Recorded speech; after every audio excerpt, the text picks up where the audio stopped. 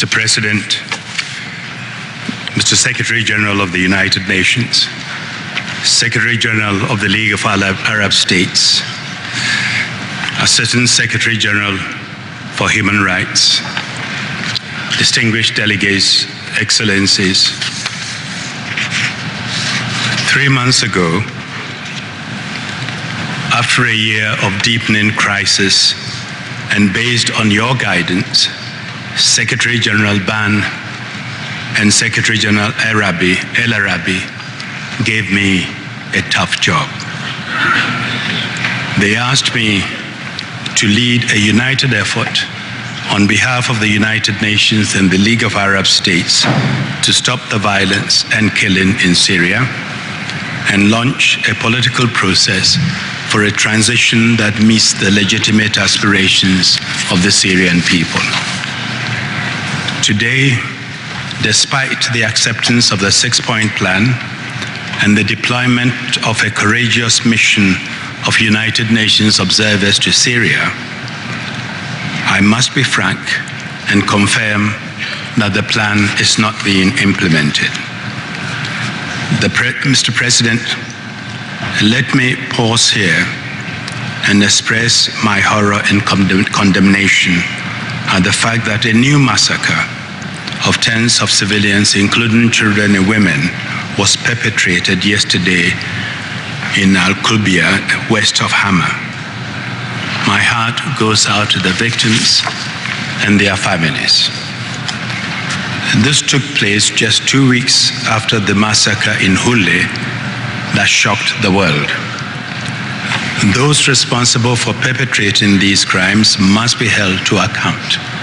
We cannot allow mass killing to become part of everyday reality in Syria. As the Secretary General has clearly explained, the crisis is escalating. The violence is getting worse. The abuses are continuing. The country is becoming more polarized and more radicalized. And Syria's immediate neighbors are increasingly worried about the threat of spillover. 9 days ago, I met President Assad in Damascus. I told him that the 6-point plan is not being implemented as it must.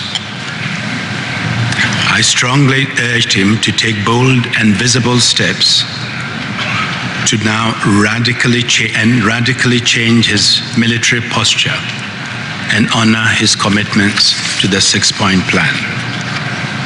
I urged him to make a strategic decision to change his path. I also made clear that his government must work with my mediation effort on behalf of both organizations that I represent. President Assad believed that the main obstacle was the actions of militants. Clearly, all parties must cease violence, but equally clearly, the first responsibility lies with the government. Since then, shelling of cities has intensified. Government-backed militia seem to have free rein with appalling consequences. Yes, some detainees have been released, and agreement has been reached on the modalities for humanitarian assistance.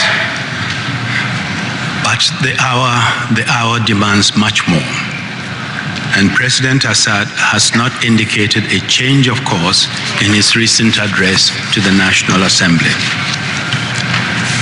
Despite the fear and violence, ordinary people continue to make their voice heard in protests in the streets. Armed opposition groups have stated that they see no reason to respect cessation of hostilities. They have intensified their attacks, which will not serve the cause of the Syrian people.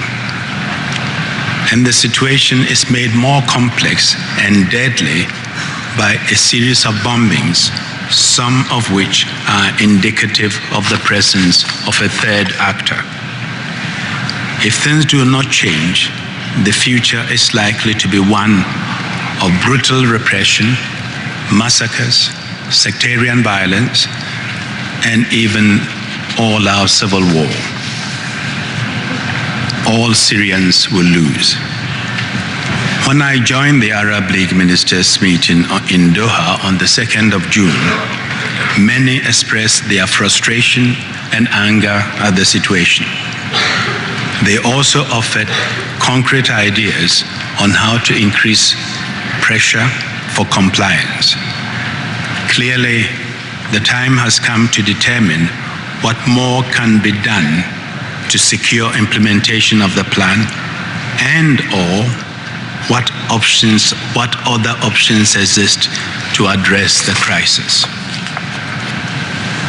It is your shared interest and our collective responsibility to act quickly. The process cannot be open-ended. The longer we wait, the more radicalized and polarized the situation will become, and the harder it will be to forge a political settlement. The international community has united, but it now must take that unity to a new level. We must find the will and the common ground to act, and act as one. Individual actions or interventions will not resolve the crisis. As we demand compliance with international law and the 6-point plan, it must be made clear that there will be consequences if compliance is not forthcoming.